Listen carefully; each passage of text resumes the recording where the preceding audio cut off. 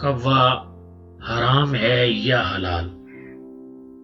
اپنے حالات اور حرکتیں دیکھ کر مجھے تاتاریوں کے نرغے میں گرا بغداد یاد آتا ہے۔ اوپر سے نیچے اور دائیں سے بائیں تک اپنی صحیح صورتحال اور پوزیشن کو سمجھنا ہو تو صرف ان 2-4 باتوں پر غور فرما لیں۔ امریکن کانگریس میں پاکستان کو دہشت گردی کا کفیل قرار دینے کا بل پیش کر دیا گیا ہے، اور یہ بل پیش کرنے والا ایک انتہائی بارسوخ رکن ٹیڈ پو ہے۔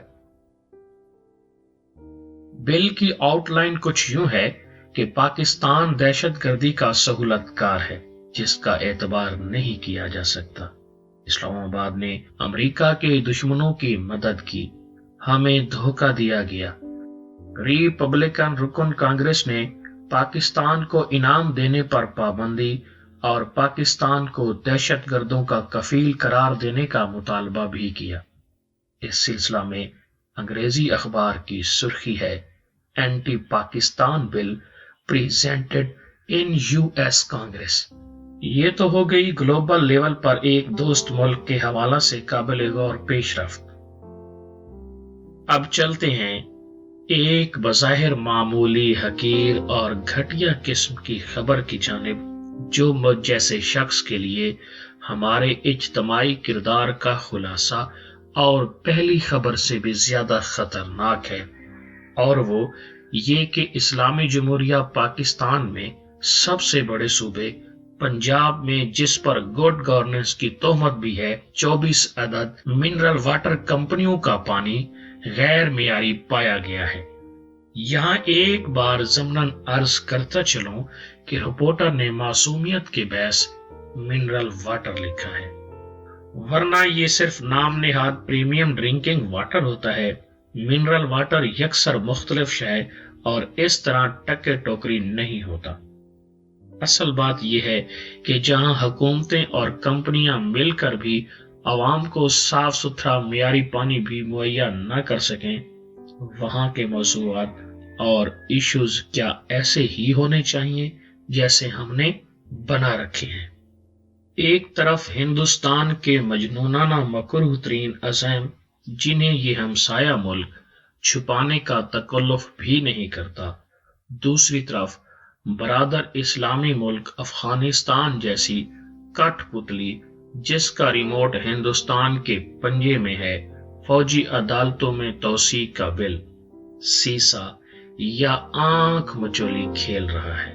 پاناما کا فیصلہ قوم کے سر پر کچے دھاگے سے بندھی زہر بجھی تلوار کی طرف لٹک رہا ہے۔ فیصلہ جو بھی ہوگا ایک خاص قسم کے سائیڈ ایفیکٹس اور آفٹر ایفیکٹ سے بھرپور ہوگا۔ کرپشن، وے آف لائف اور کلچر کا درجہ حاصل کر چکی، ادارے کھوکھلے اور بری طرح کھچکے ہوئے ہیں۔ ڈسپلن نام کی کسی شے کا سایہ تک بھی کہیں دکھائی نہیں دیتا۔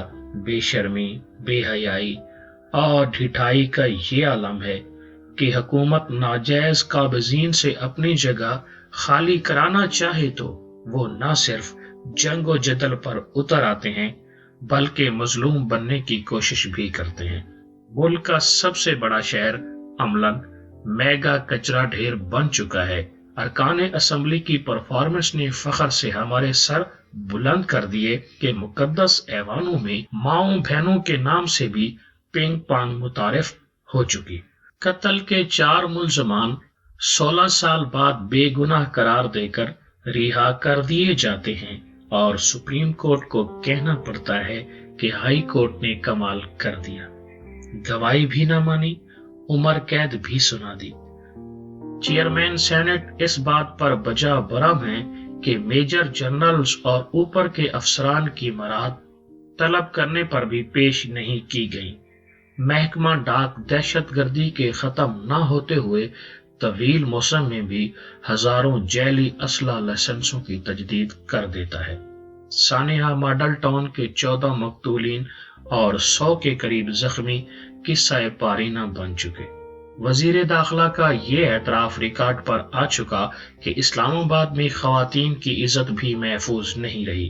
اسکول ٹائم میں طالب علم کو ڈیرے پر جانے سے روکنے کے جرم پر گاؤں کے چودھری استاد پر تشدد کرنے کے بعد اس کا سر اور بھویں موڑ دیتے ہیں۔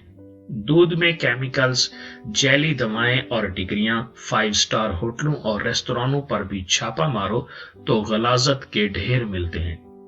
عملاً ملک ایک ایسے جسم کی مانند ہے جس کے ہر مسام میں نیزہ گڑا ہوا ہے اور ہر نیزے کی انی زہر آلود ہے، لیکن میں حیران ہوں کہ ایسے حالات گلوبل سے لے کر لوکل لیول تک، ایسے دہلا دینے والے حالات میں بھی ہمارے موضوعات کیا ہیں، ہمارے ایشوز کیا ہیں۔ اتنے دن ہو گئے، پھٹیچر اور ریلو کٹے ہی جان نہیں چھوڑ رہے۔ کیا واقعی یہ موضوع اس قابل ہے کہ اسے اتنا لٹکایا اور گھسیٹا جائے؟ میں نے بھی رپورٹ کارڈ میں اس کی مذمت کی، حالانکہ پی ٹی آئی اور عمران خان کے لیے نرم گوشہ کوئی ڈھکی چھپی بات نہیں، لیکن بات قابل مذمت تھی تو کی بھی۔